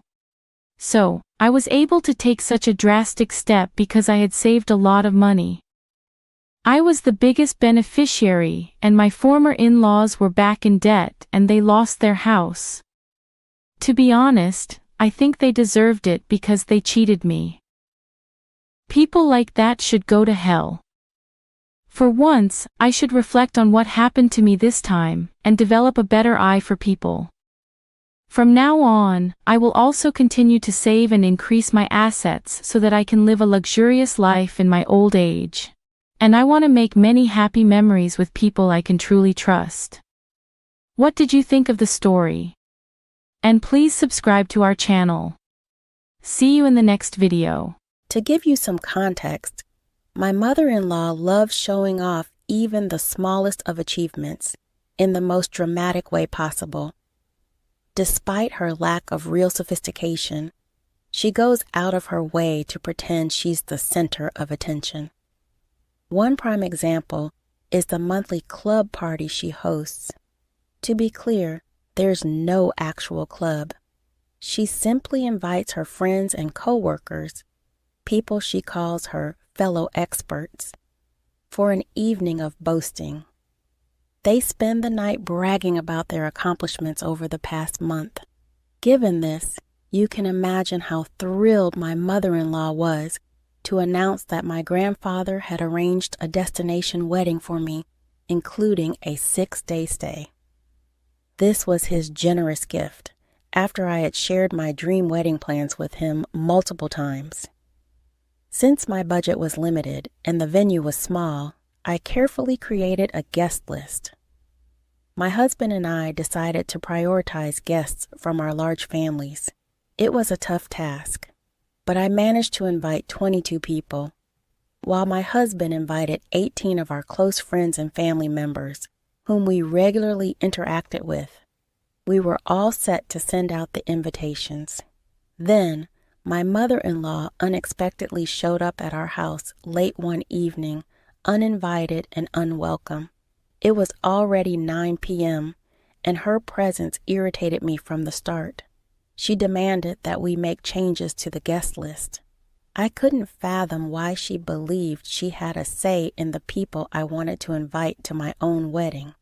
My husband, to my dismay, supported her stance, which raised immediate concerns for me. I inquired about the changes she wanted, and she mentioned that she had already promised a few of her work friends an invitation. These friends, she claimed, were part of her iGeeks group.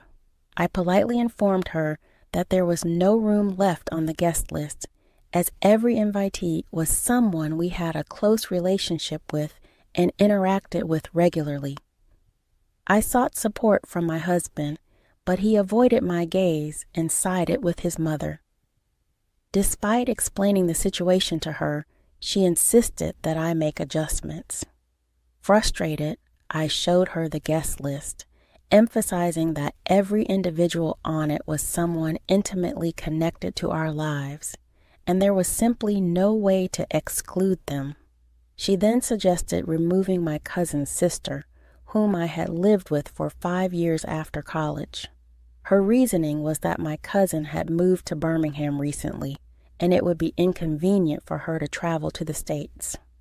My patience wore thin, and I asked my husband to reason with her, but he continued to support her perspective, emphasizing the importance of inviting her chosen guests, especially after she had shared details about the destination wedding with them. I tightened my lips in frustration, feeling utterly lost on how to reason with my own fiancé, who was clearly being irrational. My anger boiled over, prompting me to storm out of the room. The following day, I woke up with resolve. I would give them a taste of their own medicine. If they could be so thoughtless about my wedding, all for the sake of saving face in front of their colleagues, then I could be equally inconsiderate. I dialed my grandpa and recounted the events from the previous night.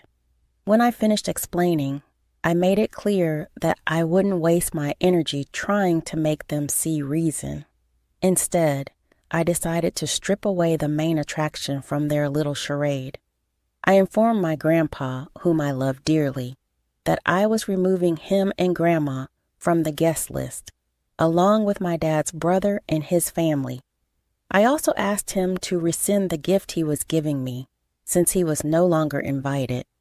Thankfully, my grandfather understood my intention and supported me without harboring any resentment.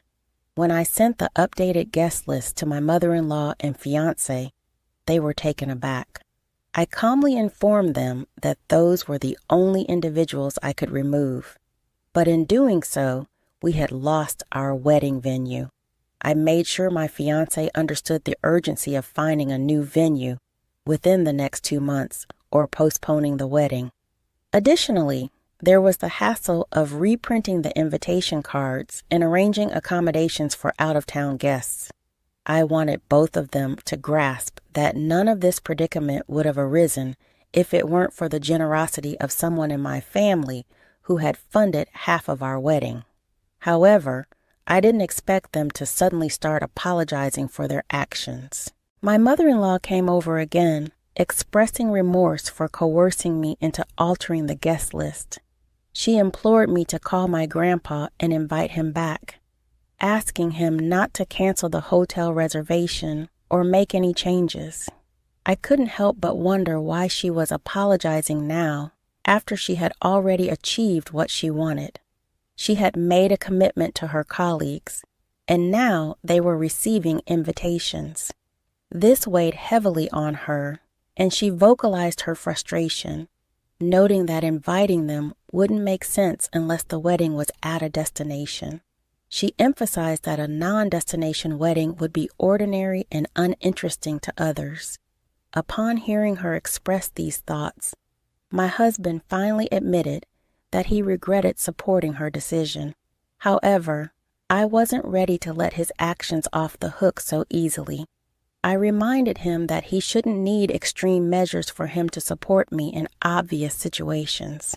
Although he apologized once again, I made it clear that my decision was final.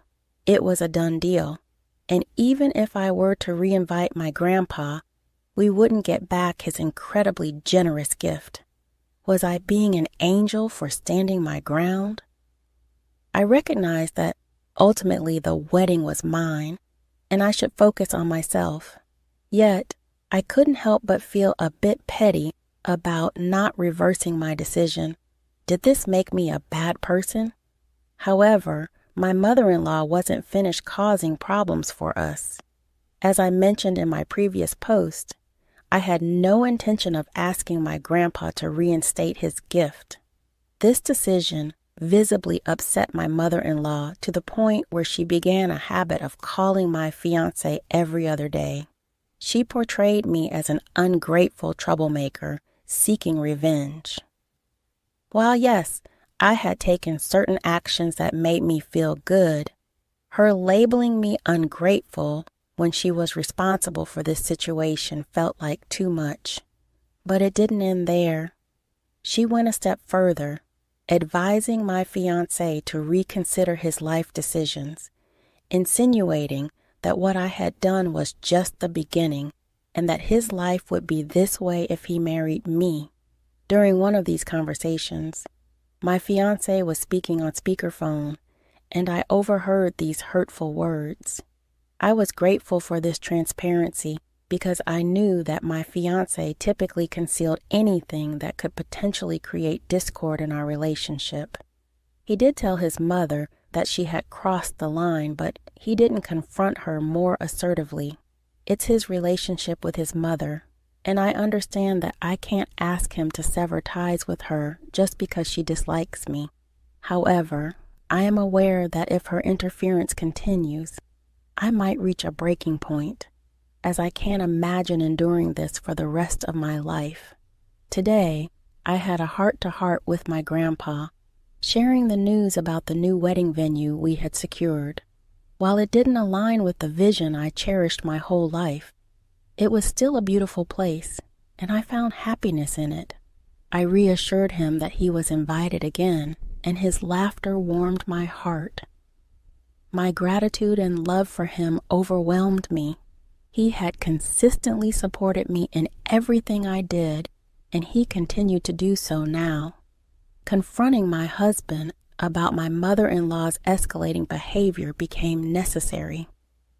Our conversation delved into the awkwardness certain situations had created and the pain they had caused. In the end, my husband promised to address the issue with his mother and clarify her role in our lives. I hoped for a smooth journey forward, devoid of any more drama. Finally, the wedding day arrived, and I am now officially married. Despite the unexpected turns, the wedding was a thing of beauty, and my happiness knew no bounds. I couldn't help but smile when I noticed my mother-in-law sulking in a corner with her work friends, whom she had invited. In a surprising turn of events, my grandpa gifted us a house as a wedding present, a joint gesture from him and my uncles. In the grand scheme of things, I am just thrilled to embark on this new chapter of my life with my husband. I wanted to share this update with all of you who have been a part of this journey in your own way. It infuriates me when people believe they have the audacity to dictate how someone should get married or whom they should invite.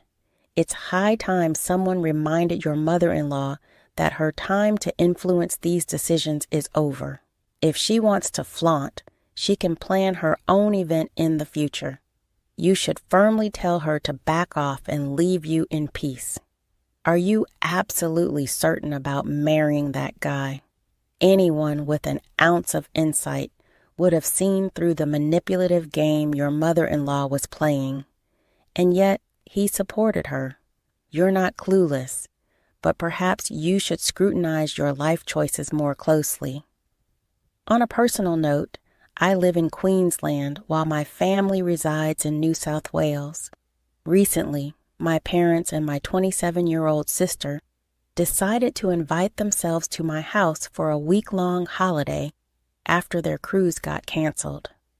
Frankly, I wasn't thrilled about them staying for such an extended period, especially considering I'm pregnant and already juggling the responsibilities of caring for a 2-year-old. To complicate matters, our house isn't spacious enough to accommodate multiple guests. I have only one spare queen-size bed, which my parents were occupying. My sister, however, opted to sleep on my couch. She could have shared my bed with me since my husband is away for work, but her snoring and my constant nudges to roll over didn't make it a viable option. After 2 days of their stay, during dinner on the second night, my dad dropped a bombshell. He casually mentioned that they had invited my sister's boyfriend of just 5 weeks to fly up and stay with us for the entire weekend. He had already booked a ticket and would be arriving on Friday morning at 9 a.m. I had never met my sister's boyfriend. After all, he had only been part of the family for 5 weeks. What infuriated me was that no one bothered to consult me beforehand. Moreover, I didn't have the space for him to stay comfortably. He would have had to sleep on my couch, and my sister would either need to share the couch or my bed with him. The idea of a stranger sleeping in my house while my 2-year-old son was in his own room was unsettling. In sheer frustration, I called my husband, and together we decided to firmly refuse the arrangement. We believed their behavior in inviting a stranger into our home was completely unacceptable. When I called my sister to communicate our decision while I was at work, my mother exploded in anger. She berated me, questioning my judgment, and accusing me of doubting their ability to judge someone's character. According to her, They wouldn't invite someone into our house who couldn't be trusted, even though they had met him fewer than 10 times. Eventually, they hung up on me, hastily packed their belongings, and left my house. Later, they sent me a text message claiming that my husband had manipulated my thoughts against them and that they were leaving not because they were wrong, but because I had been an inhospitable host. According to them, I had become a terrible person since being with my husband for the past 10 years. 3 days passed, and they attempted to call me, acting as if nothing had transpired. Their inability to comprehend my reaction left me utterly baffled. I am left wondering if anyone can shed light on their perspective and help me make sense of this situation. Am I overreacting? I don't think so. I believe I was being a responsible parent, not an unreasonable person. I didn't invite them, and I certainly don't have a serial obligation to be a gracious host to a family that essentially invaded my home. To top it off, they invited a 4th person, a complete stranger, to stay without my knowledge or consent. Their entitlement is baffling. It's almost like they can't stand the fact that I've grown up and am making decisions without seeking their approval. This is the moment to establish boundaries. In my response, I made it clear that I'm not a terrible host because I didn't invite them in the first place. They invited themselves. I generously accommodated them despite the disruption to our usual routines. However, inviting another person into my home without my consent was completely unacceptable. Their tantrum when I refused to cave in and their subsequent decision to leave for alternative accommodation, all the while attacking my character, means there will be a new set of rules before I consider hosting them again. I won't be going to hang out with them after the immature behavior they displayed in my house. I've had enough of their inappropriate actions for now, and I've decided to limit my contact with them until I feel I can face them again. They crossed a line by inviting someone I've never met into my home without my approval. They didn't ask. They simply informed me that it was happening. The fact that they mentioned my seemingly good mood indicates they were aware it wasn't a good idea. They assumed I would be a pushover and allow it. I'm standing up for myself and the safety of my children, and I know I'm not in the wrong here. I'm a 33-year-old woman currently 5 months pregnant, while my 35-year-old husband is away on a business trip, set to return next month. This is my first pregnancy, and recently I've been required to continue working at the office. When I first met my husband, he was incredibly skinny, and his eating habits were restricted due to his mother's cooking. She avoided spices, sauces, herbs, and even salt, sugar, and pepper, believing this bland approach was healthier. My husband grew accustomed to this tasteless diet. But when he tried my cooking, he realized there was a world of flavor beyond his mother's limited recipes. One Wednesday, I indulged my curry craving and made a large batch. While I usually had pre-prepared meals in the freezer, this time I gave in to the temptation and left the extra portions in the fridge. On that day, my in-laws unexpectedly visited, having a spare key in case of emergencies. When I returned home, ready to enjoy my curry, I found it replaced by a dish made by my mother-in-law, who had thrown my meal away, claiming it tasted spoiled. Unable to stomach her cooking in my pregnant state, I discreetly gave the unwanted food to a homeless person. However, someone witnessed my act of kindness and informed my in-laws. Suddenly, I found myself bombarded with accusatory messages, even from my mother-in-law. My husband supported me, but now I'm questioning if I overreacted. Honestly, OP, it seems like your in-laws are trying to control your life. Their invasion of your home, even when you're not there, is a huge red flag. While the focus seems to be on your mother-in-law throwing away your food, the real issue here is the lack of boundaries. Setting firm limits with your in-laws is essential before your child is born. Consider changing the locks and installing security cameras to maintain your privacy and peace of mind. Remember, your home is your space, and you deserve to feel safe and respected within it.